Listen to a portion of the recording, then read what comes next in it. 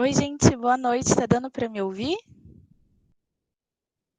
Avisem aqui no chat, fazendo favor. Gente, primeiramente queria pedir desculpa, porque eu realmente me perdi com o horário. Desculpa de verdade, eu juro que foi sem querer. E, em segundo lugar, quero falar para vocês as mesmas coisas que eu costumo dizer no início de todas as aulas, de deixar o chat para tirarem dúvidas referentes à aula. A lista de presença eu irei encaminhar aqui no chat também, faltando uns 10 minutos para acabar a aula. E qualquer dúvida eu estou à disposição. Eu peço desculpa mais uma vez. Desculpa, Gilmar, por ter dado essa atrasadinha. É que não sei o que aconteceu com a minha cabeça, mas enfim. Agora eu dou a palavra para o Gilmar. Tenha um ótimo curso, uma ótima aula a todos e uma boa noite. Qualquer coisa eu estou aqui à disposição de vocês.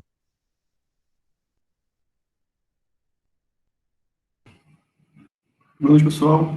Estou conseguindo me ouvir bem? Está muito alto, está muito baixo? Me avisa.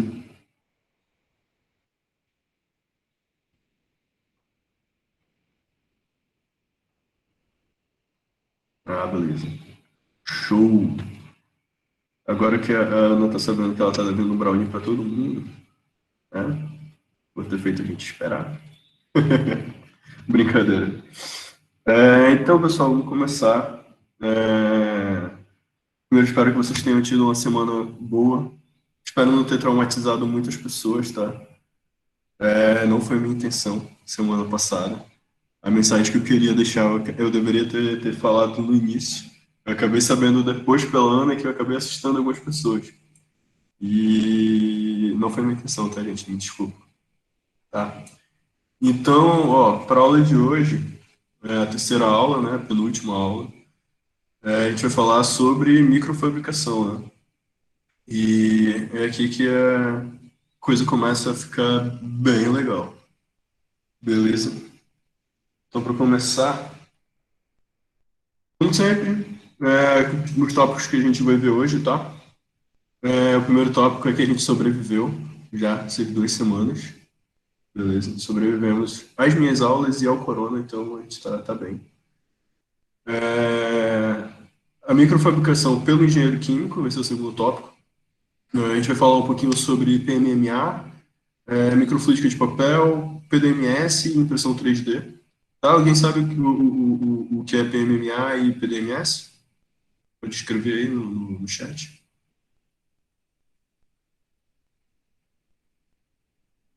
É algo bem comum, tá?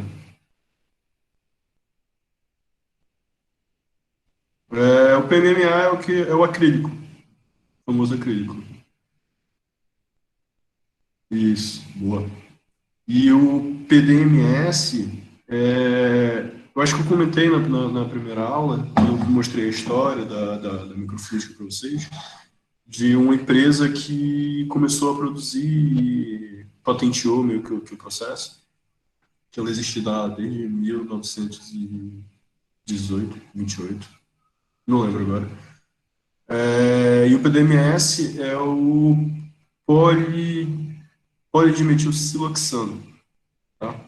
É muito utilizado, dentro do laboratório, é o mais utilizado para fazer dispositivos microfluídicos, tá? A gente vai já comentar um pouquinho sobre isso.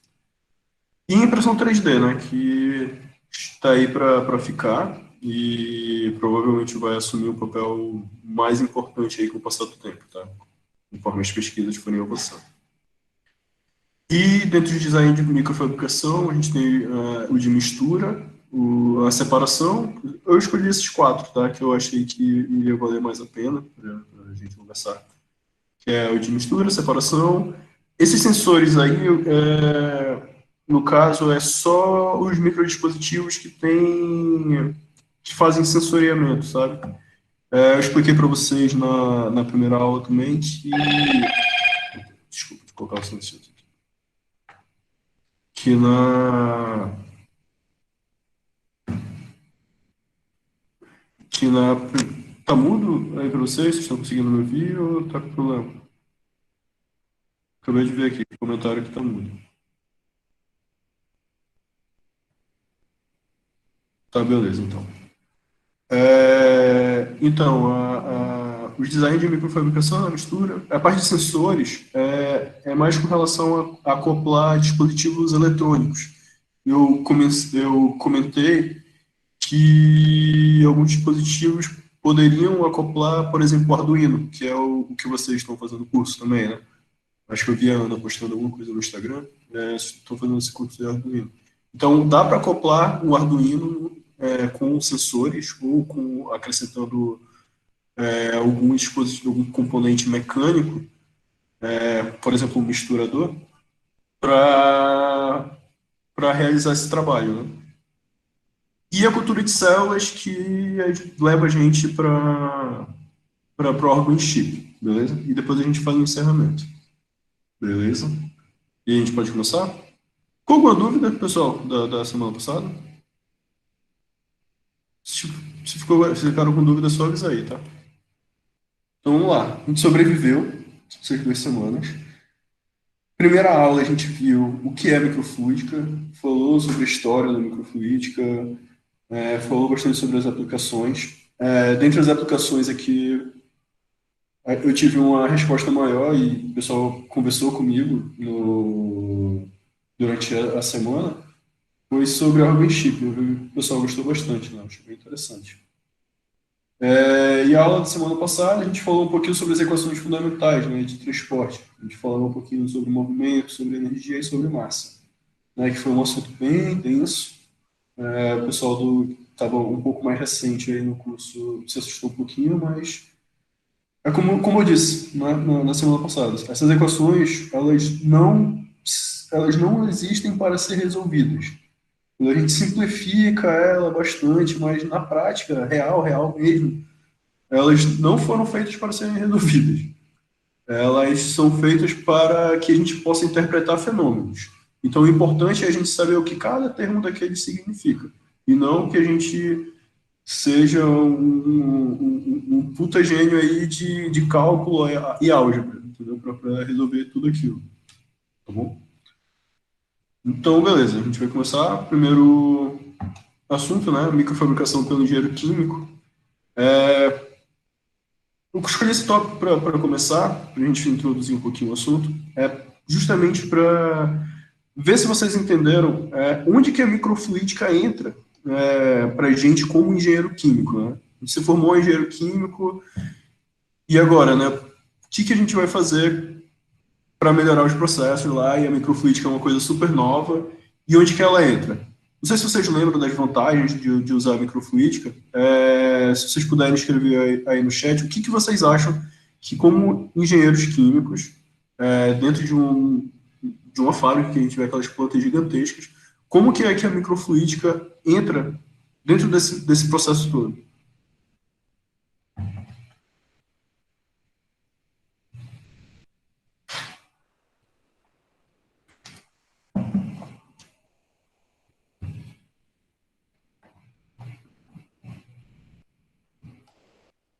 Utiliza poucos solventes, ensaios mais rápidos. Beleza, mas como é que eu vou substituir uma planta gigantesca, produz várias coisas lá, e por um dispositivo microfluídico que produz aí microlitros?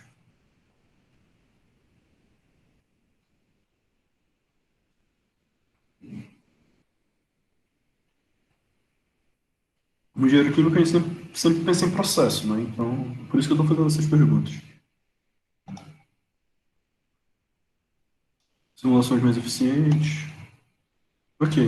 Assim, não é a questão de acrescentar microfluídico nesse caso, sabe?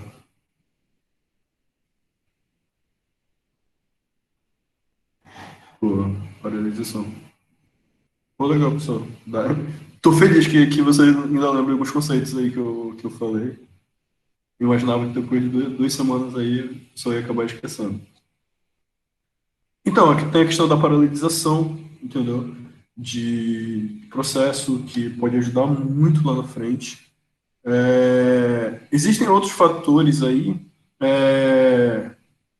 que a gente vai discutir um pouquinho hoje, principalmente quando eu vi o pessoal escrevendo sobre solventes, tá? Muito cuidado com relação a solventes e os dispositivos microfluídicos, tá? Porque, enfim, depois mais eu comento isso com vocês, tá? Mas é bem isso mesmo, a questão da paralisação, os métodos de fabricação, assim, talvez não seja um absurdo daqui a alguns anos a gente pensar que a impressora 3D possa vir a ser um computador. Da mesma forma que a gente vê uma impressora 3D, a gente vê Oi, desculpa. Da mesma forma como a gente vê um computador, a gente vai ver uma impressora 3D na casa de todo mundo. Entendeu? Então, por que não cada pessoa imprimir seu próprio processo ali, entrar no site e vou comprar uma planta para fazer alguma coisa em casa, eu tendo os reagentes, entendeu? Isso, assim, isso está no imaginário ainda, sabe? Mas, enfim, tem o imaginário e o real é um pulo, né? Basta alguém começar a fazer, tá bom? Então, aqui, ó, os tipos de dispositivo. Gente, só uma coisa. Se de repente aparecer algum erro durante a apresentação, é que é o seguinte, eu fiz toda essa apresentação e aí eu baixei pro computador, né? Eu fiz no site, aí eu baixei pro computador. E aí eu fui editando algumas coisas no PowerPoint e o PowerPoint deu erro. E aí eu tive que refazer algumas coisas, ainda estou meio assustado de ter algum erro. Mas se tiver, ignorem, tá? Eu tento corrigir aqui de alguma forma falando para vocês. Então vamos lá, o PMMA, que é o dispositivo polimérico rígido, que é diferente do PDMS, que é bem maleável. Tá? Ele tem um preço relativamente baixo, a gente vai falar um pouquinho de preços mais tarde. Aliado a uma boa resistência a solventes, aqui, ó, atenção que eu chamo para os solventes, tá? Para ácidos bases e, por conta disso, né, são atrativos em processos químicos. Já a microfluídica de papel é o método mais barato que a gente vai encontrar, tá? Dentre todos os métodos, a microfluídica de papel é a mais barata. E esses canais que vocês podem ver aí na imagem são desenhados para fazer uma barreira hidrofóbica onde o fluido possa escorrer ali somente por dentro dos canais, para fazer essa reação. Tá? E, além disso, esses canais que são construídos no papel, eles podem ser feitos de tal forma que possam acontecer processos físicos ali dentro, entendeu? Por exemplo, uma mistura ou uma separação, por exemplo. Tá? O PDMS, que é o método mais famoso, que é utilizado em pesquisas hoje em dia, que é um grande atrativo, principalmente porque os canais eles apresentam não, quer dizer, eles não apresentam, né, uma rugosidade tão alta quanto nos outros métodos. Ele é completamente liso, não completamente liso, não nada completamente liso, mas ele é bem liso para o escoamento, não atrapalhando tanto assim. O material é inerte, ele não sofre reação com quase nada. E é maleável, e esse baixo custo de reagentes é relativo, tá? Porque 1 quilo dele dá para fabricar bastante coisa, tá bom? E a impressão 3D, dispositivos de impressão 3D, né? Que é um método em ascensão. Existem N aplicações aí para impressora 3D. Recentemente imprimiram até o primeiro coração funcional. É um coração de rato, eu acho, bem pequenininho. O pessoal na Israel, se eu não me engano. Eles fizeram essa impressão, coração lindo, ficou bem legal. Tá? Então, é um método em ascensão. Dá para fazer infinitas coisas com a microfluídica dentro da impressão 3D. Só que é aquilo, né? Tem que prestar atenção com o material que vai usar e tudo. Como sempre, né? A gente, como engenheiro, a gente tem que prestar atenção no material que a gente vai usar. Gente, vocês começarem a ver latido aí, a minha cachorra tá meio chata aqui, então ignorem, por favor.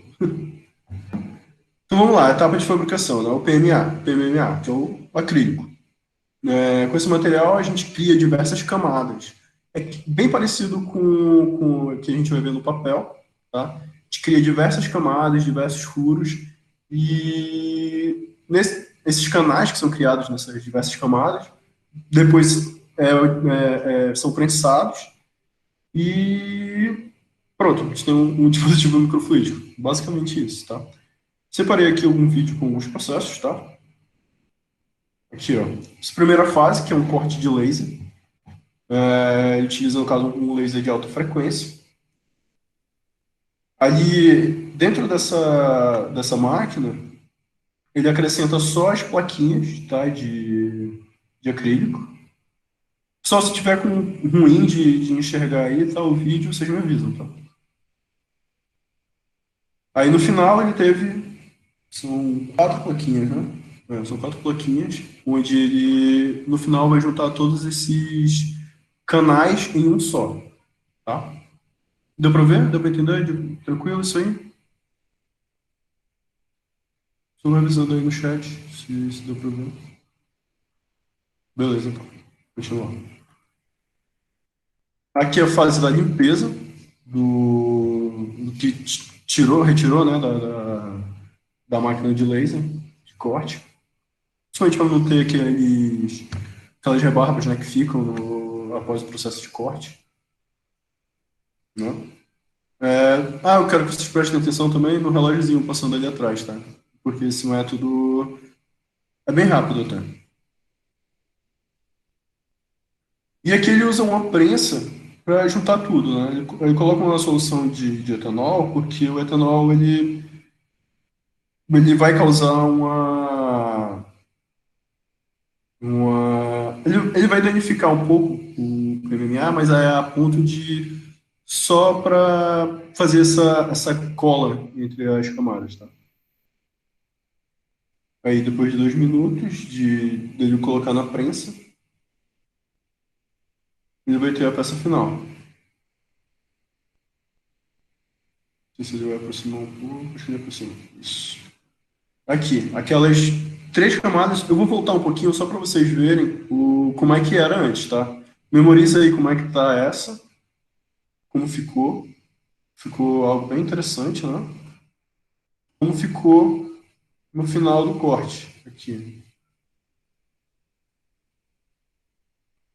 Então, assim, é uma técnica que tem que ser bem precisa, entendeu?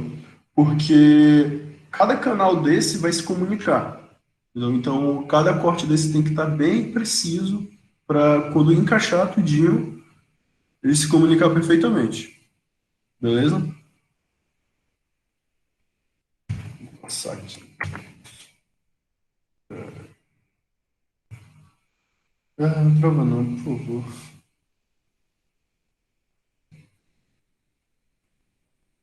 Esse é o problema de fazer uma aula que fica muito carregada, gente. Segunda vez que ele trava hoje. Mas pelo menos está salvo agora, tá? Deixa eu fechar aqui e abrir de novo, que eu acho que foi o que deu problema.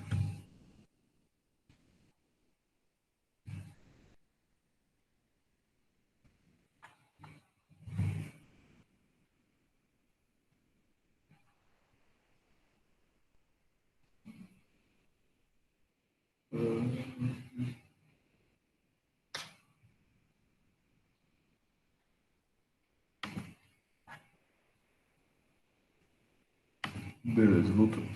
Tá dando pra ver? Tranquilo? Não, tem que compartilhar de novo. Peraí.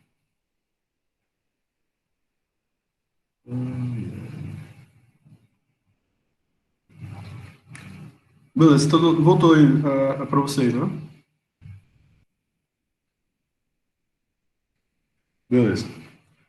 Então aqui é o processo de criar a conexão, né? Eu preciso colocar uma entrada no microdispositivo.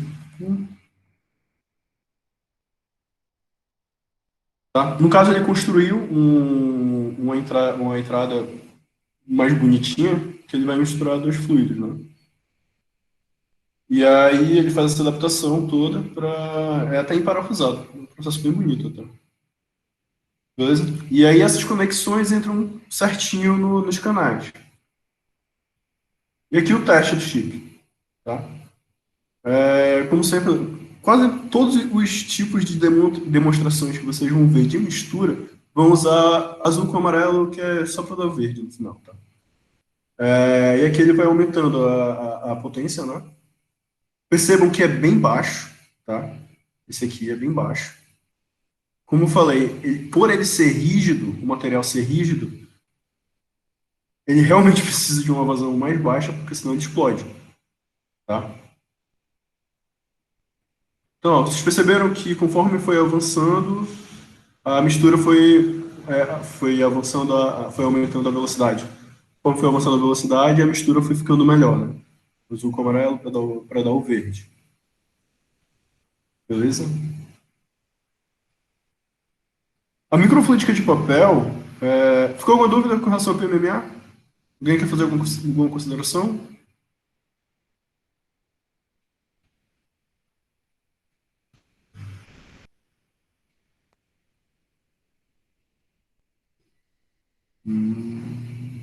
Não, né? Então, beleza. Qualquer coisa, vão avisando aí que eu posso voltar aqui um pouquinho, tá? Os microdispositivos de papel, né? Que é a forma de menor custo de produção. Pode ser aliado com sensores para respostas colorimétricas ou quantitativas. E aqui entra aquela resposta de colocar um sensor, tá?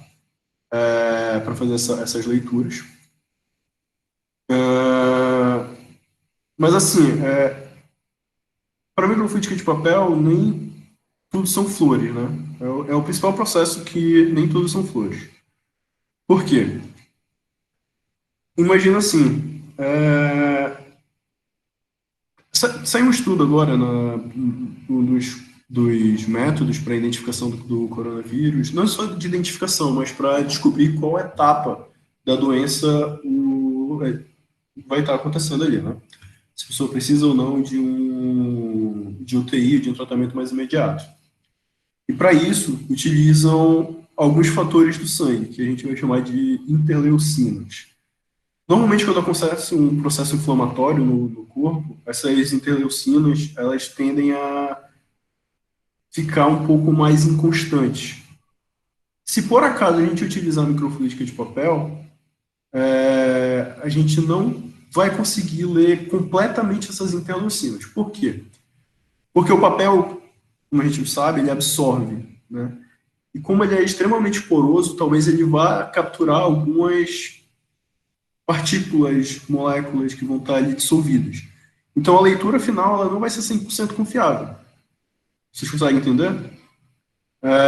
Ele vai reter algumas coisas, e principalmente a questão de interleucinas, que no sangue a concentração dela é em pico, muitas delas são em picogramas não sei, não lembro agora se é ml ou se milímetro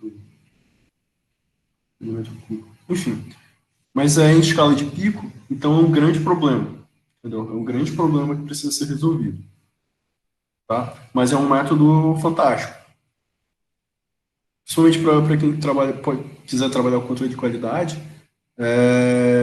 tem umas aplicações bem interessantes, tá? E aqui, ó, princípio de funcionamento. Esse aqui é só um exemplo de um papel, de um desenho, né, de microfluídica de papel. Deixa eu voltar aqui. Vou pausar aqui, acho que foi melhor. Mas, enfim, como é uma coisa no papel, vocês criam o design de vocês da forma como vocês bem entenderem. Se quiserem desenhar um coração, aí vocês fazem. O que acontece? Normalmente, né, nesse tipo de dispositivo, é feito um canal central, onde a amostra ela é colocada ali, ela é inserida, e nas pontas, no caso aqui dessas três pontas, são colocadas diferentes concentrações de diferentes reagentes que vão reagir com essa amostra. E de uma forma colorimétrica, que normalmente é a microfluídica de papel, a gente vai ter uma resposta se está positivo, se está negativo alguma coisa. Entendeu? Existem alguns pesquisadores que estão desenvolvendo alguns aplicativos até para fazer essa leitura. Então, conforme vai mudando essa cor, eles conseguem determinar qual é a concentração, que nem a gente faz, não sei se alguém já usou um espectrofotômetro. O espectrofotômetro a gente faz a avaliação pela cor, então a gente faz diversas amostras para depois a gente fazer a medida várias amostras para construir uma curva padrão, e depois a gente faz a leitura com a amostra real, né? A amostra com o problema, no caso. Tá? Aqui o princípio de fabricação, tá? Primeiro um banho de cera que eles colocam parafina para aquecer. Nesse caso aqui, só para questão de diferenciar, ele colocou um corante, tá? Para misturar com a parafina. Eu acho que isso é um corante. É um corante. Tem nenhuma outro para utilizar em alguma outra função, né? Aí ele colocou o papel, que é o filtro normal que a gente usa dentro do laboratório, tá? Aqui eu vou já comentar sobre isso aqui, tá? E aí ele faz a construção. Eu vou voltar aqui, só para não ficar muito perdido. Percebam que ele usa um papel filtro normal. E aqui não dá para ver muito bem, mas se vocês olharem bem, tem um clipe no, segurando o papel que está com cera, esse papelzinho vermelho. Então ele vai colocar esse papel filtro dentro de dois papéis de cera. Então, no caso com cera, né?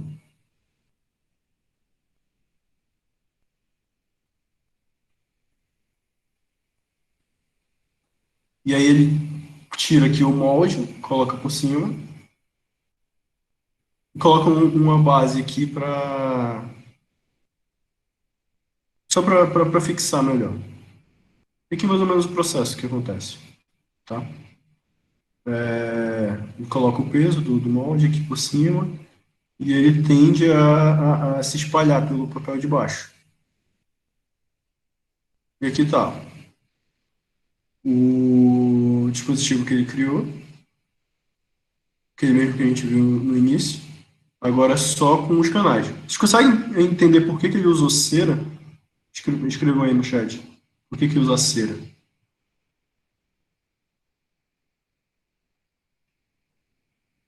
Caso parafina, né? Desculpa, gente, eu sempre falo. Se eu falar cera, tendo parafina. Exatamente.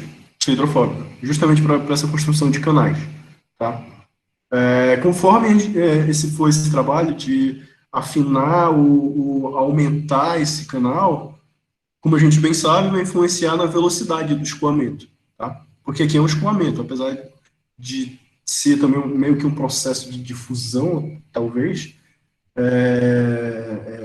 pelo papel, a gente pode entender isso como um escoamento capilar. Tá? São forças capilares agindo aqui. E esses testes aqui, deixa eu pausar aqui, é porque, como foi um caráter de pesquisa, então ele utilizou diferentes pesos na fabricação, né? Que é aquele peso que ele coloca em cima do dispositivo de cera ali, do papel com parafina, e diferentes aquecimentos, né? Aí colocou aqui o tempo, tudo, e ele fez todo esse teste. Vocês vão ver a quantidade de microdispositivos que ele produziu.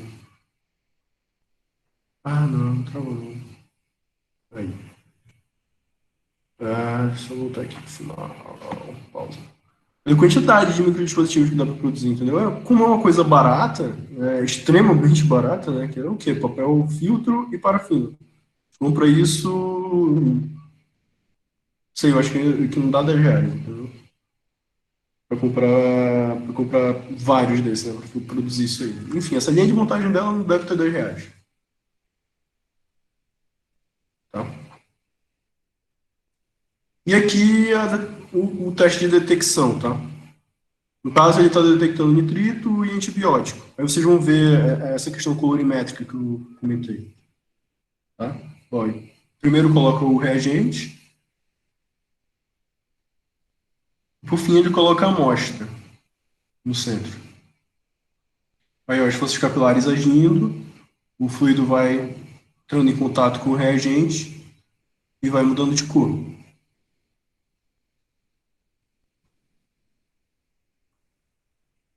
Aqui mais alguns testes que ele está tentando mostrar de como é que vai ficar.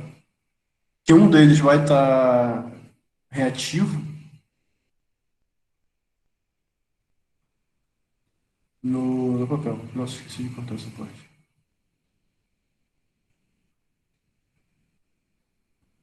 Ele vai preparando a amostra. No final, ele vai inserir ela dentro do dispositivo de papel. É aí que, finalmente, questão da reação. Então, diferentes cores, diferentes respostas, dependendo do planejamento experimental que foi realizado aí. Beleza? Detecção do papel, foi só isso. Alguma dúvida, pessoal? Pro de papel? Algum comentário que ninguém queira fazer? É bem simples, né? O de papel.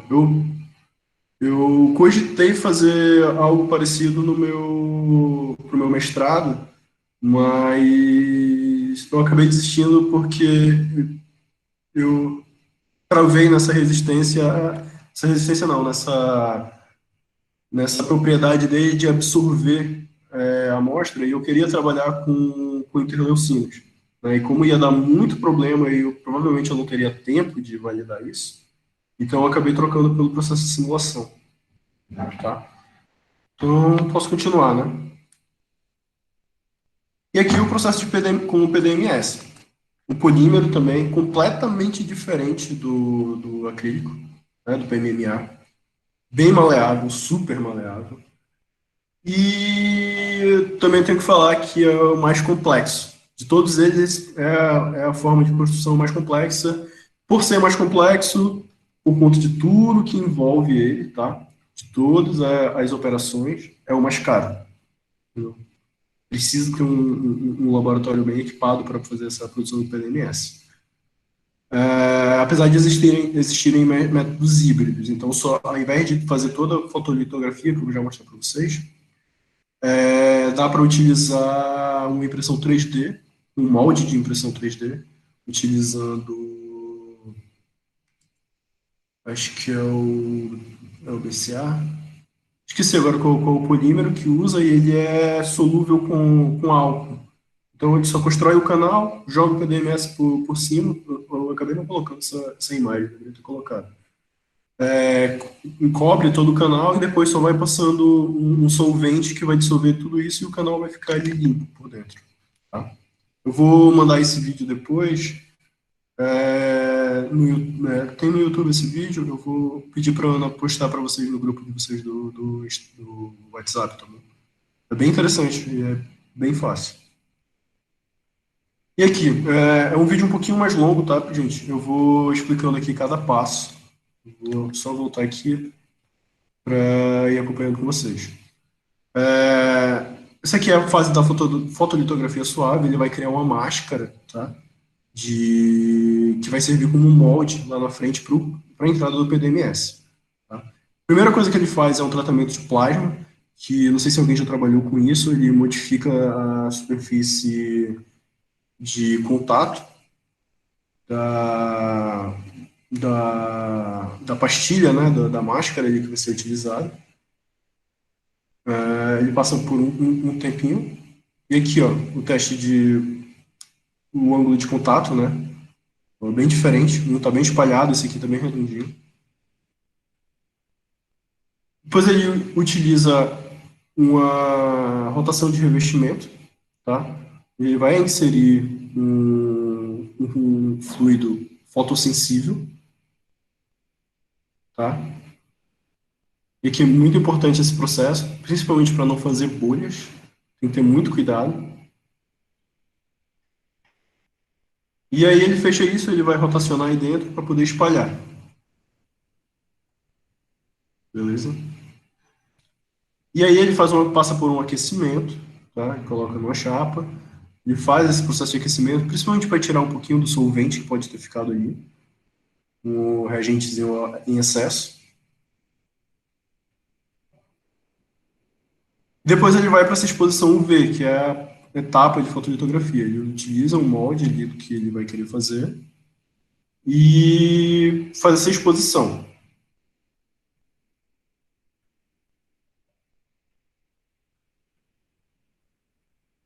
Beleza? Depois tem a fase seguinte, que é uma fase de limpeza. Aqui vocês podem perceber que ele já está um pouquinho levantado, né? Essa máscara. E aí ele só faz a limpeza nessa parte, tá? Uma limpeza mais química. Beleza? Vou mostrar para vocês que isso é interessante, para vocês verem só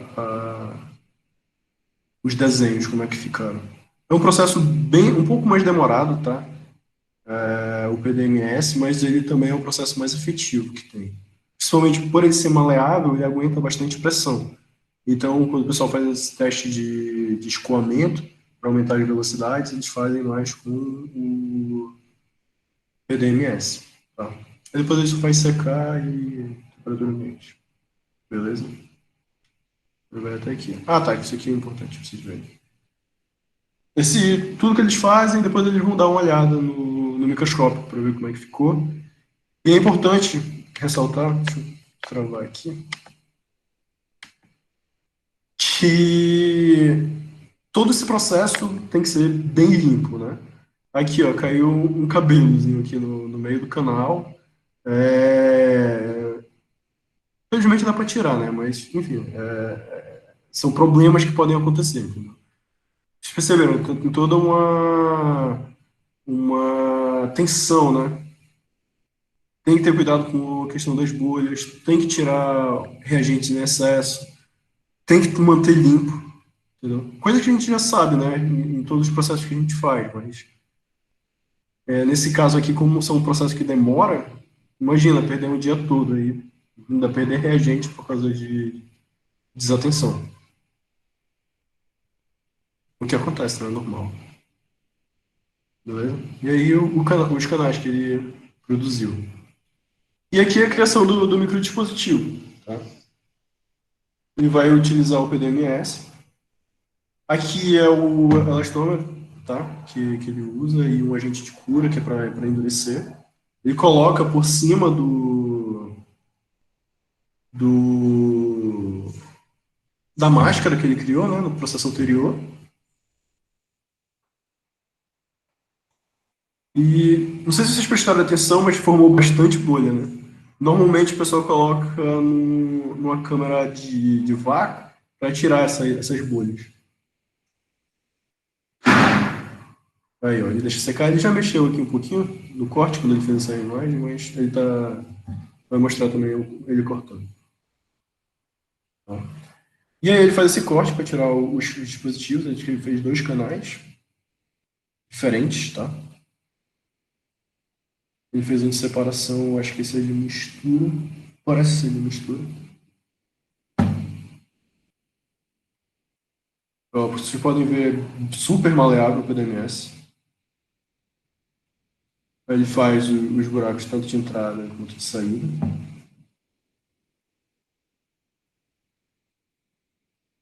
Importante fazer nessa fase, tá? Porque, assim, deixa eu pausar aqui só para comentar isso com vocês.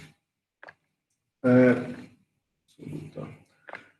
Quando ele colocou a máscara tem elevações. Então, quando ele colocou o PDMS por cima, o que aconteceu? Ele fez buracos no PDMS. Esses buracos que ele fez são os canais, entendeu? Então, essa parte de cima aqui, ela está aberta, entendeu? Ela não está um canal fechado, ela está completamente aberta. O que ele vai fazer depois? Ele vai acrescentar um vidro, um pedaço de vidro por cima, e por isso que ele está fazendo os furos do canal. Entendeu? Ele está fazendo esse furo para varar do outro lado dessa peça aqui de PDMS, para ele poder fazer a conexão depois que ele grudar o vidro. Tá bom? Não esqueço que não passar. Aí. Como é que ele faz isso? Ele faz o tratamento com plasma de oxigênio.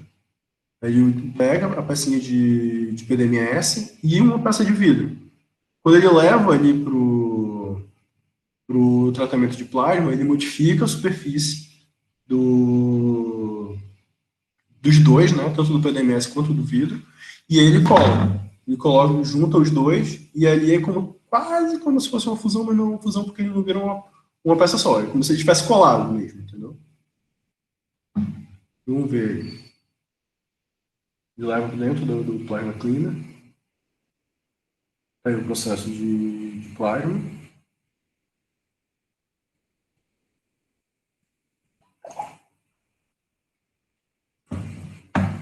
Outro grande problema. Os efeitos de tratamento de superfície eles não duram muito tempo. Então, precisa ser feito rápido.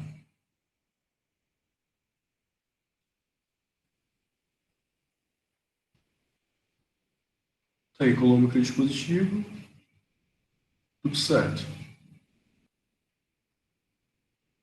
Aí agora ele vai colocar os tubos na entrada. Entrada e saída. Esse vídeo também, ele dura uns 15 minutos, tá? Eu editei bastante ele. Eu posso mandar para a Ana depois, ela envia para vocês no grupo, tá? Se tiverem curiosidade de ver o processo como um todo, né?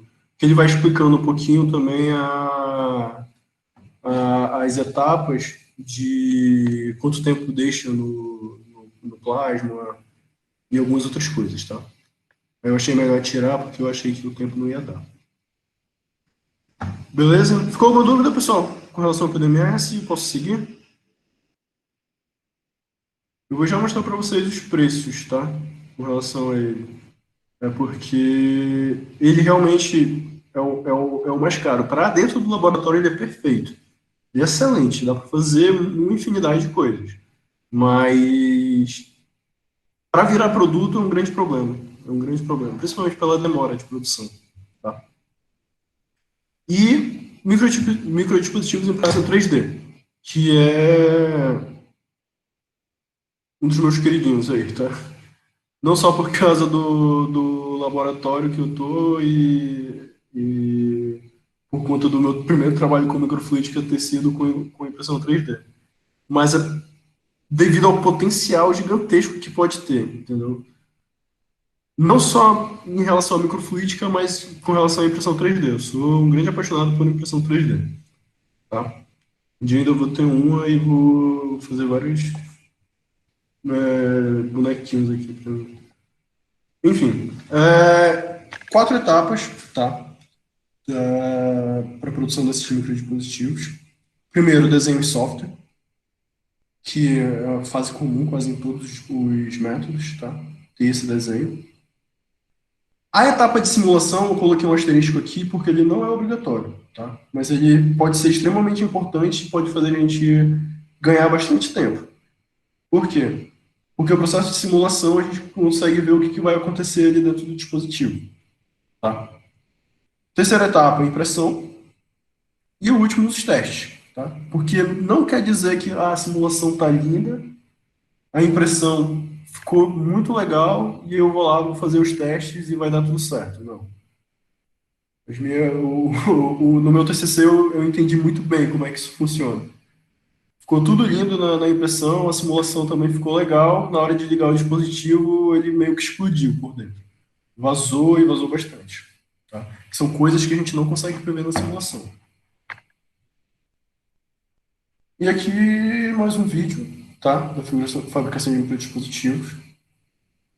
É um vídeo também um pouquinho mais longo.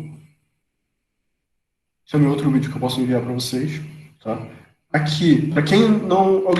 Todo mundo aqui sabe o que é a impressão 3D? Como é que ela funciona? Me avisa aí se alguém não souber. Por favor. Eu explico rapidinho. Tá, de modo geral, sim.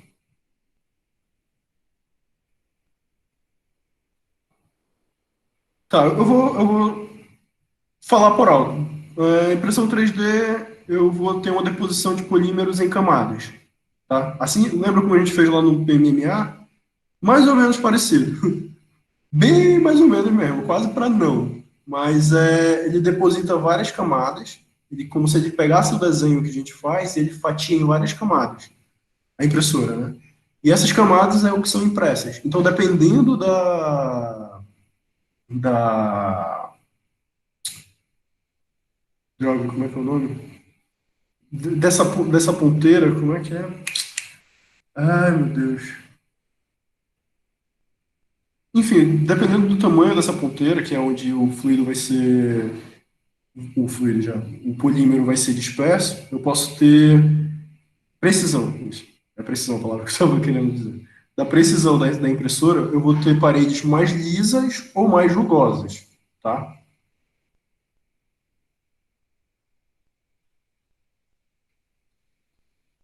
Então, Camila, só respondendo a pergunta da Camila, tá? Na impressão 3D, não pode haver formação de rugosidade nas paredes dos microcanais por causa das camadas? A rugosidade, nem sempre ela é um problema, tá? Nem sempre ela é um problema. Por quê? Porque, dependendo do meu processo, por exemplo, tem um processo de mistura, uma reação, que seja, eu posso me aproveitar disso, entendeu? Porque numa mistura, normalmente na microfluidica a gente vai ter um escoamento o quê? Um escoamento laminar, né? E a gente precisa criar obstáculos para fazer isso, para fazer tornar o meio mais turbulento, entre aspas, tá? Para fazer essa mistura. Então, não necessariamente essa rugosidade vai influenciar muita coisa, tá? Claro que ela pode influenciar em outros processos, como de separação, mas a princípio depende muito do processo, entendeu? O que a gente precisa, e, e isso eu acredito muito, além do estudo, né, por trás de tudo que a gente vai fazer, é ter a melhor precisão possível, entendeu? Fica um pouquinho mais caro, mas é pouca coisa para fazer essa impressão, tá? Porque é só o bico da injetor que é trocado. Então, conforme ele for menor, maior é essa precisão. Tá? Esqueci, gente, desculpa. Onde figurei aqui? Tá, então ele vai injetando os polímeros, tá, as camadas.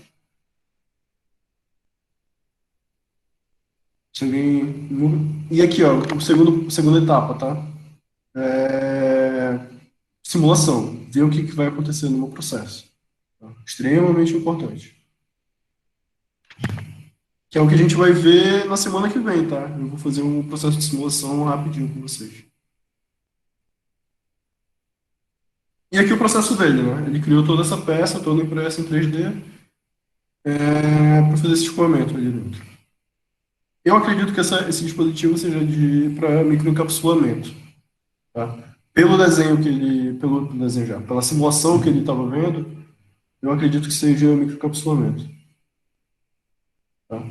E o que é o mais legal de tudo é, não sei se alguém que nem eu não teve infância e só depois de velho aí gostou de brincar de Lego, mas impressão 3D tem essa possibilidade aí, entendeu? De brincar um pouquinho de Lego durante a construção. Dá para imprimir uma peça sólida só ela, ou dá para fazer em peças, e depois vai montando, e aí a gente, de repente, quer trocar ali a função, ou então quer aumentar um pouquinho o canal, tira a peça e coloca outra.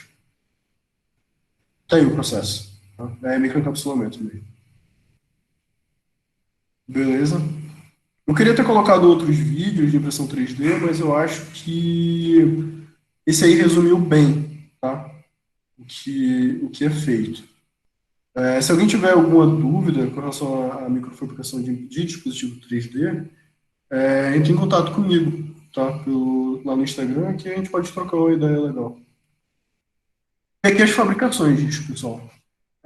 Isso aqui eu tirei de um artigo, tá? Eu vou enviar isso para vocês assim que terminar a aula. Aqui tá um pouquinho bagunçado, mas eu vou detalhando para vocês, tá? Eu vou começar primeiro pelo PDMS, que são a parte dos microcanais, tá? Aqui, ó, esse primeiro aqui, ele fala a questão do ciclo de produção, quando ele usa aquele dispositivo a vácuo. Logo no início, lembra que eu falei para vocês, para não formar bolha, ele dá o preço. Só dois dispositivos utilizados no processo. Custa $1.000. Algum exemplo de usabilidade do encapsulamento. Vou já chegar lá, tá? Na primeira aula eu comentei sobre isso, principalmente por parte de cosméticos, tá? Termoplásticos. Bom, só para vocês terem ideia, tá? É questão do preço dos equipamentos. Eu coloquei isso aqui para a gente ter uma noção do preço dos equipamentos. Então, aqui, a prensa, $20.000. O corte lá de laser que a gente viu no PMMA, $15.000. Então, dá para perceber que são equipamentos bem caros, tá? O plasma cleaner lá, que é utilizado para fazer para colar no outro, né? $15.000 só ele. Entendeu? Vocês conseguem ver, esses preços, eles são excessivamente altos, tá? São coisas que precisa ter em laboratório, mas eu acredito que em fábrica não seja não seja o ideal, tá? E aqui o preço é um gráfico para mostrar a variação, o volume de produção pelo preço do dispositivo. Porque a gente sabe, né? Quanto mais é produzido em escala industrial, o preço diminui. Se a gente for uma peça só, avaliar o preço de uma peça, sai diferente do que eu ver o preço de 10.000 peças, entendeu? Então aqui, ó, vocês podem ver. Esse primeiro aqui, assim, que é Jet Printing, entendam ele como a microfluídica de papel, tá? Ó, é o mais barato de todos. Dependente da quantidade que for utilizada, é o mais barato de todos. O PDMS, e aqui, ó, é a questão do preço por dispositivo, o que acontece? Por que ele está até um pouco baixo aqui? O reagente dele não é tão barato assim. Pelo menos não para mim. Lá para fora talvez até seja. Mas eu não considero assim ser tão barato. Que 1 quilo, se eu não me engano, é $150. E dá para fazer muita coisa, entendeu? Dá para fazer bastante coisa. Mas, por conta de todo o processo, de todos os equipamentos que precisam ser utilizados para essa fabricação, o dispositivo sai caro, o processo sai caro, desculpa, o dispositivo sai barato, o processo sai caro, entendeu? E aí são coisas que precisam ser validadas, beleza? Aqui a questão de fluxo lateral também microfluídica de papel, tá? Muito utilizado. A parte da injeção ali, o dispositivo de vidro, também, claro, né, trabalhando com vidro, sai mais caro, realmente, esse tipo de dispositivo, mas, enfim, desses dispositivos que a gente viu agora, só prestando atenção mesmo para de papel e para o PDMS, e esse de injeção aí não é a parte do acrílico, tá, gente? Esse do acrílico, ele tá quase na mesma escala do PDMS, tá? Só que ele não tá nesse gráfico aqui. E aqui uma tabela também, só para fazer essa comparação dos dispositivos que utilizam litografia macia, né, soft lithography, a injeção, microfluídica de papel e impressão 3D. O preço só para montar o setup, né, da litografia macia dá $80.000, entendeu? Juntando equipamentos e tudo. Para injeção de moldes também, mesma coisa, é bem caro. Se alguém aqui já teve a oportunidade de ir numa indústria de injeção de plástico, são equipamentos bem robustos. Microfluídica de papel, menos de $1.000. Bem menos, nossa. É muito menos do que isso. Eu acho que nem deveria estar em 1.000 aí. E impressão 3D de $1 a $20.000, porque esse artigo aqui que eu me baseei, que eu peguei, é de 2016, então ainda não estava tão popular assim a impressão 3D. Ainda não está, né? Tanto assim, mas o preço dos dispositivos, das impressoras já caíram bastante, até dos materiais. Tá? Mas com relação à usinagem e a manufatura delas, a montagem, né?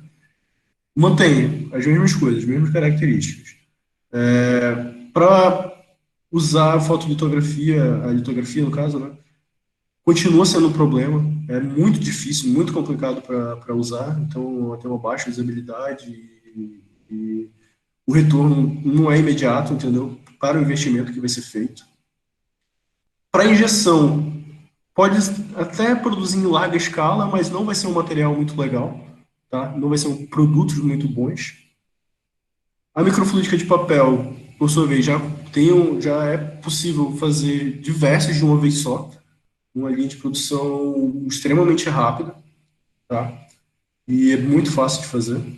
Assim como a impressão 3D, que já não dá para fazer tão rápido assim, mas os dispositivos que vão ser feitos vão ser bons dispositivos.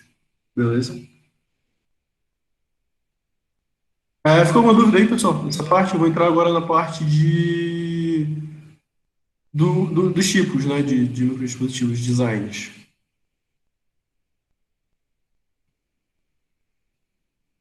Se tiver alguma dúvida, eu vou escrevendo aí. Vou beber uma água rapidinho.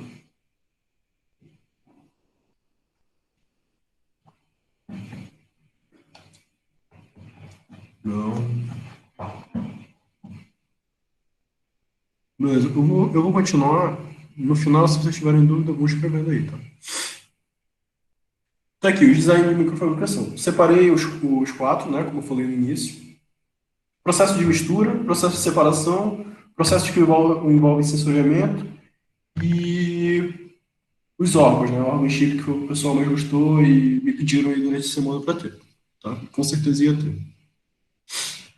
Tá, micromisturadores. A gente pode dividir os micromisturadores em passivos e ativos. Alguém lembra qual é a diferença? Eu expliquei na primeira aula. Diferença entre passivo e ativo dentro dos micromisturadores. Tá? Tem nada a ver com a imagem aí que eu estou mostrando. Essa imagem ela é uma dica aí, é um microdispositivo passivo. Alguém lembra? Acho que eu acabei não colocando no slide, mas eu comentei sobre. Vamos ver se alguém lembra. Isso aí, Murilo, é isso mesmo. Os micromisturadores passivos a mistura é realizada pelo desenho dos canais. Tá? Não tem, diferentemente do ativo, que tem uma perturbação externa que vai ocasionar essa mistura. Tá? Vocês podem ver aqui, nesse primeiro desenho, no A, novamente, né, clássicos, o azul com o amarelo. Só que aqui eu quero chamar a atenção para vocês uma coisa, tá? No meio, não sei se vocês lembram que eu comentei isso na primeira aula, no meio é verde, entendeu?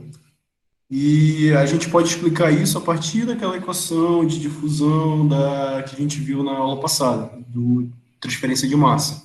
Tá? Apesar dele estar em equilíbrio aqui, o meio dele é verde, porque está tendo troca de massa ali, está tendo troca de material, tá reagindo. Beleza? E é aqui que entra a graça dos micromisturadores, tá? Esse segundo aqui, ele já começa a ter uma mistura, tá? Já começa a ficar um pouquinho mais verde nas extremidades do B, porque criou obstáculo. Criou obstáculo, criei dificuldade para o meu fluido escoar, vou criar mistura, mesmo que o escoamento seja laminar. Os dois escoamentos sejam laminares, tá? O terceiro nem se fala, é uma loucura aqui esse desenho. Então ele fez vários, abriu, fechou, encontrou o fluido, abriu de novo. Enfim, ele criou uma grande perturbação aí nos canais e teve a mistura dele. Está quase que completamente verde. Tá? E aí, como eu falei, os passivos contam apenas com obstáculos dos canais para realizar a mistura. Aqui alguns exemplos, tá? De alguns desenhos, né, de como que fica essa mistura. Percebam que são feitos desenhos bem, como é que eu posso dizer, com ângulos bem acentuados, que é justamente para ocasionar essa perturbação no movimento do fluido, tá?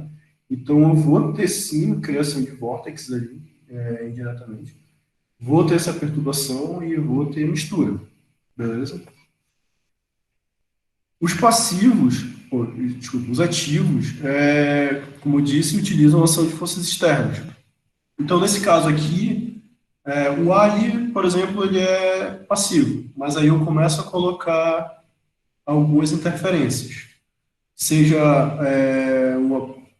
uma bomba de ventosas, vai movimentar ali o fluido, vou ocasionar misturas. Posso colocar um campo elétrico, posso colocar aqui outro campo de pressão, outro exemplo de campo de pressão, posso colocar campo magnético, enfim, posso fazer diversas. Aqui nesse caso, microsealer, que é um micromisturador, uma pazinha que vai ficar girando aqui para fazer essa mistura.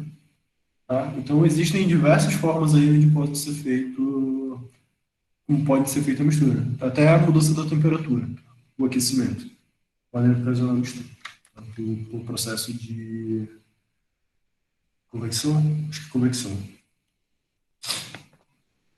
Os microseparadores, que é uma área que eu tenho bastante interesse, que é até a área da minha pesquisa, é, normalmente na microfluídica a gente utiliza isso para suspensão, sistemas com partículas em suspensão. Por exemplo, células de sangue, em suspensão, né? O sangue é um fluido em suspensão. O leite, são os dois que eu trabalhei. Usam muito beads magnéticos. Não sei se vocês sabem o que é beads magnéticos. Vou escrever aqui no chat, que às vezes meu inglês é péssimo.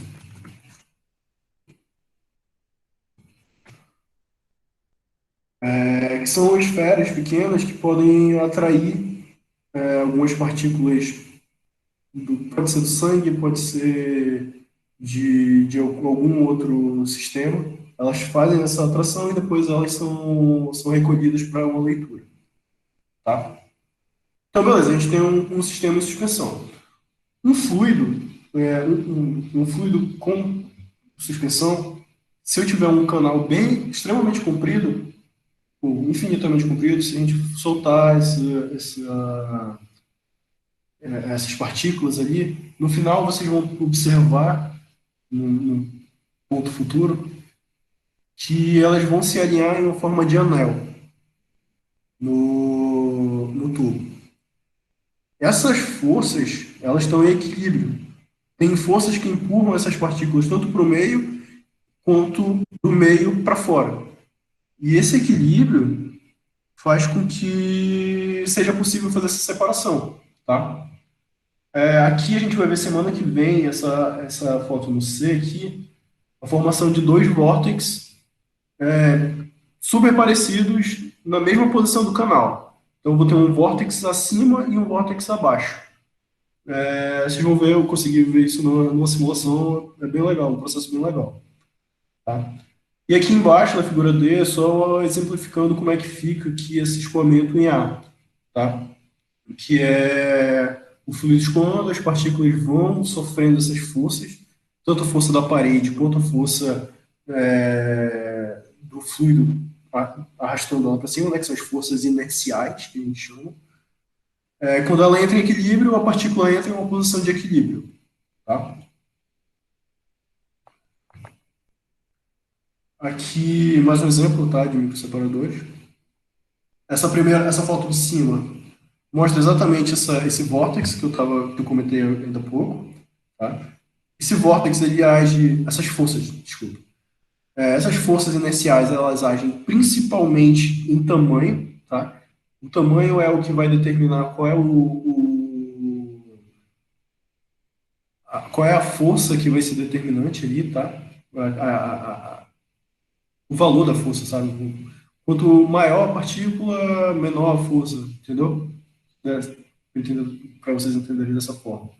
Então aqui, ó, tem uma separação de três partículas diferentes, três tamanhos diferentes, saindo por três canais diferentes. Então dá para recolher dessa forma.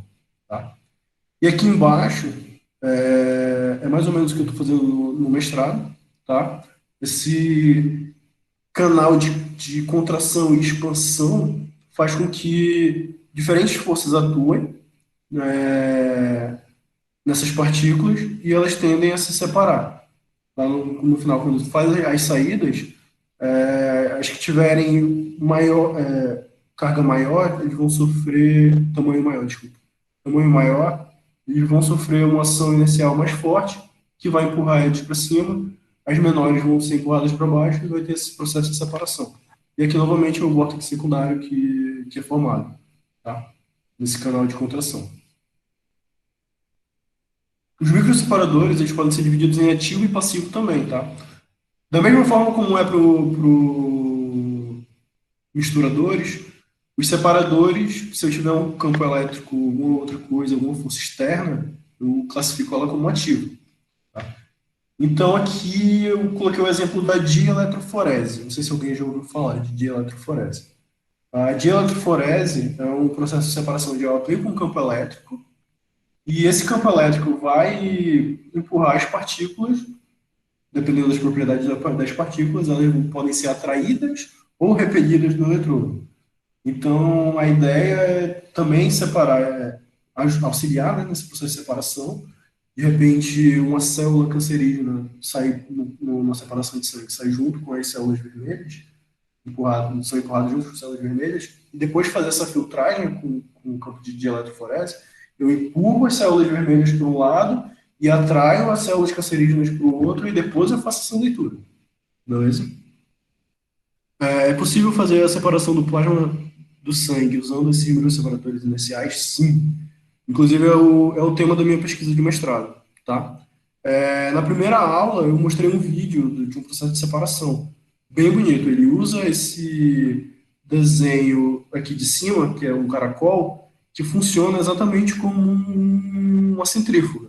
Então, ele empurra as células vermelhas para o lado mais externo do canal, e separa bem direitinho. Só que o problema nesse processo aqui, ele precisa diluir o sangue. Então, ele dilui o sangue 10%, se não me engano, e para poder fazer essa separação, o que talvez seja um problema, entendeu?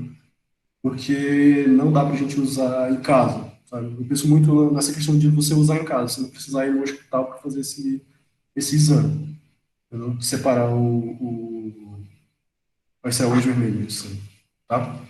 Então dá sim, tá? Dá sim. É o que muita gente tem estudado. Até para o estudo no plasma, que no plasma, basicamente, não sei se vocês já pegaram o exame de sangue de vocês alguma vez, mas o plasma sanguíneo é onde é feito quase todas as análises. E é necessário tirar as células vermelhas do plasma sanguíneo, porque as células vermelhas causam interferência nessas análises, tá? Então, por isso que existe essa vontade grande de fazer essa separação das células vermelhas do plasma. Então, a eficiência dessa separação que eu comentei mais cedo, que ele faz a diluição, no artigo que foi publicado pelo. Vocês podem procurar no site depois, tá? Eu mandei na primeira aula, tá lá, do professor Archiani, um professor da Austrália. Eles conseguiram uma eficiência de 99%, tá? De separação. Foi muito boa. Uma separação muito boa.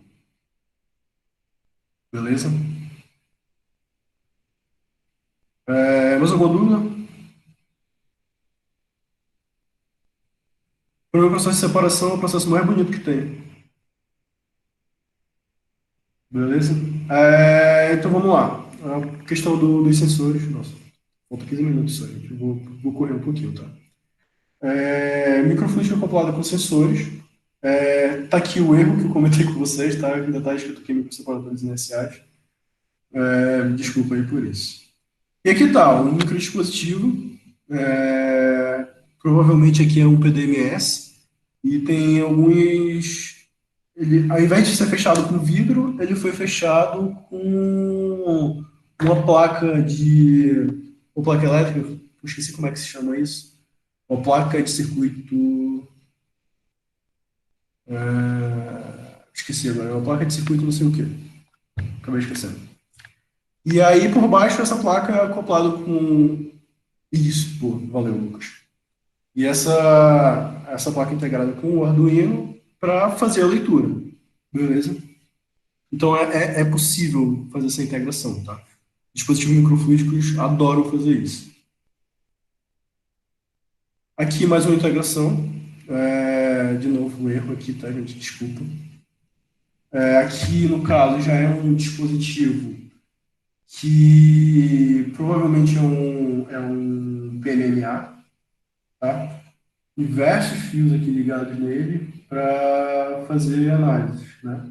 Aqui, no caso, já não é mais eu acho, pelo menos, não é um Arduino, mas é um outro sistema integrado e dando uma conexão ao celular, né? Não sei se vocês lembram, na primeira aula que eu dei, alguns exemplos de pessoas que estão aplicando isso.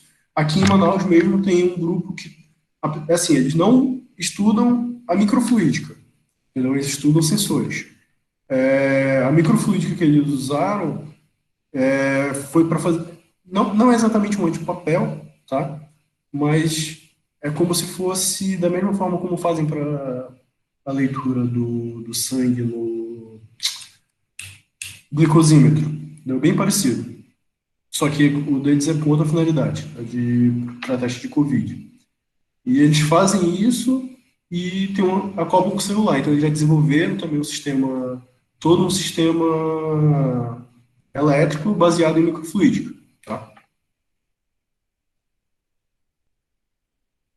E aqui mais uma detecção. Aqui no caso a gente já parte para microfluídica com aplicação wearable, né? E aí, como eu falei para vocês, eu acredito muito que isso aqui daqui uns 5, 10 anos vai ser super comum. A gente ter um dispositivozinho desse acoplado na nossa pele e vai dar N respostas pra gente, né? Principalmente pra galera aí que, não sei se alguém malha, alguma coisa assim, para falar os nutrientes que tem ali no corpo, se está precisando de mais nutriente para se alimentar, que vai ter um rendimento maior esportivo. Por exemplo, só uma ideia. Entendeu? E tudo isso a gente pode ver através desses tipos de dispositivo, tá? Coisas que a gente consegue fazer a leitura do suor. Eu não sabia, né? Mas existe muita coisa que pode ser dita através do suor. E, finalmente, órgãos chip, tá? Que são uma espécie de simulação do que aconteceria com o órgão em si, sob a influência de algum agente externo, seja ele algum medicamento, alguma exposição a bactérias, enfim. Aqui mais ou menos como é que ele é montado, tá? Existem os canais microfluídicos e essa camada do meio é uma membrana, tá? Essa membrana é onde vão ser, em alguns dispositivos no caso, né? Onde vão ser feitos os meios de cultura de célula. Então, as células vão ser inseridas aqui no meio, ao centro, e os fluidos vão passar tanto na extremidade de cima quanto na de baixo, tá? Aqui um outro exemplo, aqui já com uma câmara para fazer esse cultivo. E aqui, como eu falei também, né, no aula anterior, não é só fazer o cultivo de célula e falar, ok, a gente tem um órgão chip. Não. A gente tem que lembrar que o nosso sistema ele é complexo.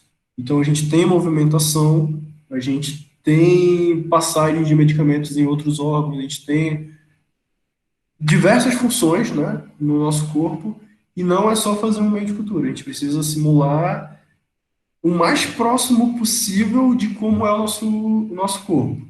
Tá? A gente consegue isso 100%? Não. Mas a gente pode ter algumas respostas interessantes. Tá? E aqui no caso, um pulmão. Tá? Ele está com essa membrana, ele cria um meio de cultura, coloca uma câmera só para uma parte só para cultivo de células do pulmão e embaixo de células capilares, né, dos vasos capilares. E ele faz essa troca aí de gases. Se eu não me engano, é a troca de gases que ele faz por essa membrana. Não lembro agora se é a troca de gases ou se ele tenta fazer alguma coisa relacionada a bactérias. Eu não lembro agora, mas eu posso ver depois com vocês. Tá? E aqui na de baixo é mostrando a câmara de vácuo, que é a movimentação do pulmão. Né? A gente respira, ele se expande, a gente expira e ele se contrai. Aqui é um vídeo mostrando um pouco como é que é no coração e no final ele mostra alguns outros órgãos, tá?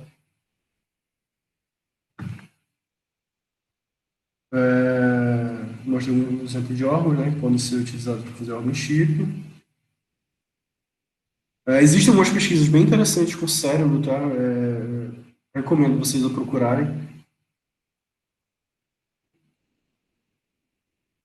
Que fala um pouquinho sobre os meios, né, de cultura que são utilizados para fazer isso, as coisas que precisam ser feitas.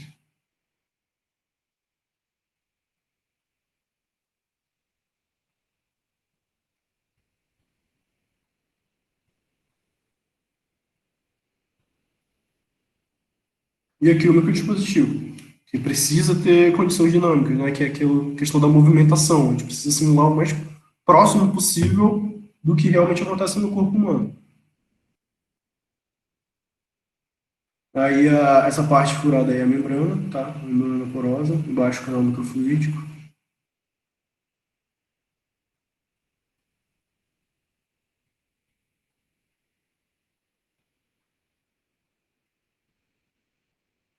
Ó, a construção do meio de cultura, claro que não é tão fácil assim, né? É bem mais complexo do que isso. E aí o movimento, né, da sístole e diástole, né, no coração. A sístole e diástole, né? Tô falando besteira não, né? Isso vai ficar gravado, gente. Se estiver falando besteira, me avisa.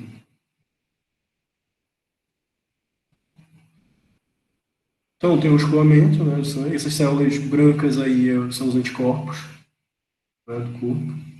A gente pode sempre dividir aí as células do sangue entre as células, tipo, de forma grosseira, né? As células vermelhas e células brancas. E aí, ó, deixa eu pausar aqui só para chamar a atenção de vocês. Como é complexo montar um dispositivo microfluídico e como é maravilhoso também, né? Porque o intestino ele funciona exatamente dessa forma aí do lado, né? Ele é meio ciliado. É, aqui embaixo, se eu não me engano, é como se fosse uma inflamação, não lembro certo. Em cima são. Embaixo, desculpa. Esse do cérebro aí. Eu esqueci o que é esse do cérebro agora, mas eu também posso passar para vocês depois. Tá? Mas só para vocês terem uma ideia de como é complexo essa questão do órgão em chip. Porque é necessário a gente montar o meio o mais próximo possível de como ele é. Não sei se vocês sabem, mas, por exemplo, para testes de medicamentos, atualmente, é preciso você utilizar um protocolo onde você tem que simular o movimento peristáltico, tanto do estômago quanto do intestino. Né? Esse movimento de amassar, né? E isso pode degradar o fármaco, seja lá o que for, e degradar ele antes dele chegar onde ele é absorvido, entendeu? Então, um órgão chip que quero criar um órgão chip para validar medicamentos, eu preciso levar isso em consideração, tá? Acho que eu não tenho que mostrar. Já estava no final. Quase no final. Não trava, por favor. Cara, isso foi um aviso para mim. Eu ter passado foi um aviso, não era para ter voltado. Ai, que merda, provavelmente vai trabalhar de novo. Travou de novo. Tá? Mas, enquanto isso, se tiver alguma dúvida, enquanto eu volto aqui, se tiver alguma dúvida com relação à montagem do órgão chip,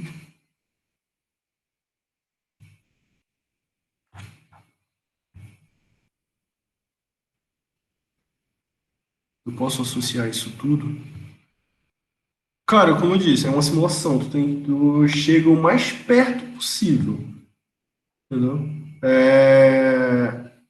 No caso dos movimentos, você diz, né, Guilherme?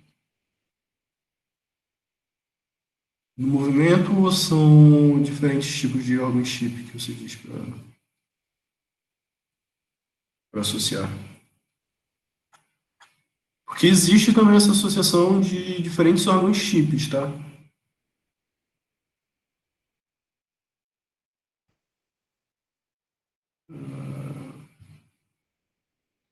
Isso, beleza. Então, tem como, tá? O que eu chamo de body órgão chip. Body órgão chip. Não body órgão chip, não. Body órgão chip.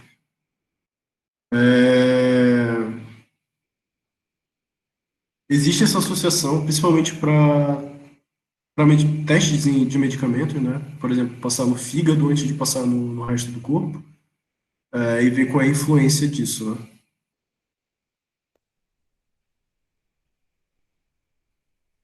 Sim, Giovana, precisa ser. Por isso que normalmente ele é utilizado o PDMS. Então, normalmente são criadas câmaras a vácuo. Entendeu? Então, ele vai comprimindo, entendeu? Vai injetando pressão ali e aliviando. Que foi aquela câmara lá do pulmão.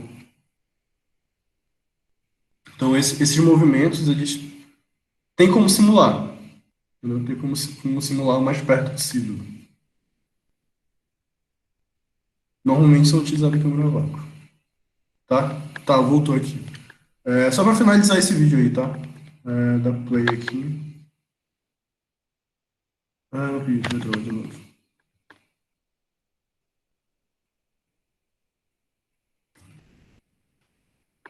Gente, eu vou mandar esse vídeo depois pela Ana, porque o meu computador não quer contribuir. Então eu vou só pular ele, mas não tinha mais nada demais assim para comentar sobre ele, tá? Só queria que vocês vissem o final. Para controle da administração de medicamentos. Existem muitos dispositivos que são utilizados para teste de medicamento, tá? Esse controle de administração, você diz a dosagem.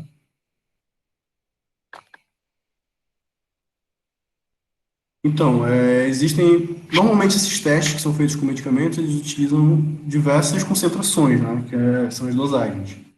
Então, existem sim, só que precisa ver direitinho qual o medicamento e tudo, para entender os efeitos, tá? Pular esse vídeo. Ele não está contribuindo comigo hoje. Tá, compartilhar aqui.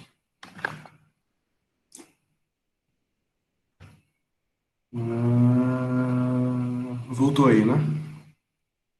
Tá, pessoal, então, só para fazer o encerramento, tá, do que foi hoje. Desculpa novamente pela semana passada. Acho que essa aula foi um pouco mais interessante do que da semana passada, que só ficava vendo equação, tá? E eu queria deixar um desafio para vocês, tá? Para essa semana. Como é a última semana, eu queria deixar esse desafio para vocês. Eu vou deixar depois o meu e-mail. Vocês acho que já tem o meu Instagram. Se vocês puderem fazer no papel, tá? Pode ser no papel, um desenho no papel, de um dispositivo microfluídico que vocês acham possível. Eu queria deixar esse desafio para vocês, para mandar para mim, pode ser por e-mail, ou então fazer essa maldade aí com a Ana. Se quiserem mandar para a Ana, a Ana me envia. Só por questão de curiosidade. Tá, vou repetir. O desafio é o seguinte: eu quero que vocês desenhem um microdispositivo que vier na cabeça de vocês, entendeu? Um microdispositivo possível. Soltem a imaginação de vocês, galera. Tipo, eu quero que vocês, nem que seja um microdispositivo que vocês vão vender pro Elon Musk, que vai lançar um foguete para Marte, entendeu? Eu quero que vocês desenhem um dispositivo para mim. Pode ser qualquer aplicação, eu vou mandar para vocês essa aula de novo, daqui a pouco, né? E aí vocês enviam ou para Ana ou me mandam pelo e-mail para eu dar uma olhada essa semana. E aí na semana que vem, na próxima aula, eu vou comentar um pouquinho sobre isso, beleza? E aí, pessoal, tá aí meu e-mail, meu Instagram. Algumas pessoas me mandaram e-mail durante a semana, fiquei bem feliz. Me mandaram mensagem durante a semana no Instagram, fiquei bem feliz com isso. Me mandem aí dúvidas de vocês, sugestão do que vocês acham que eu posso melhorar, tá? Que eu tô aprendendo também a ser professor, então tô aí para ajudar vocês, beleza? E é isso por hoje, tá? Se tiverem alguma dúvida, pode mandar. Bom, gente, eu vou falar duas coisinhas, né? Uma lista de presença tá aí para vocês assinarem. Jomar, eu acho que para ficar mais fácil, né, e você conseguir receber todos os arquivos de uma vez, dá para mim montar um formulário e pedir para eles anexarem lá. E aí eu compartilho com você. Porque assim, pode ser que alguém te mande por e-mail, outro pelo Instagram, aí fica tudo armazenado num lugar só, se você Ah, não tranquilo. Beleza, beleza. Certo. Então É fica isso. assim, gente, esse desafio que o Jomar passou, vocês entregam no formulário que eu vou abrir para vocês. Provavelmente eu mande amanhã. Se caso eu esquecer, vocês podem me lembrar, tá? Por favor. Eu gostaria de agradecer mais uma vez o Jomar, pedir desculpa pelo meu atraso e minha confusão. Agradecer Um vocês por brownie pra todo estarem mundo. por estarem aqui assistindo. Nossa, eu fiquei muito nervosa com essa situação. Eu realmente fiquei confusa mesmo. Se o Jomar prestar atenção no áudio que eu mandei para ele, fiquei até com dó depois. Mas enfim, muito obrigada a todos. Uma boa noite, um bom descanso. E qualquer coisa, eu estou aqui à disposição de vocês, tá, gente? E até a próxima aula, que é sexta-feira. Não vamos perder. E a gravação vai ser disponibilizada e assim que tiver no canal eu mando lá para vocês também. Uma boa noite a todos e até mais. Boa Tchau, noite, tchau. pessoal.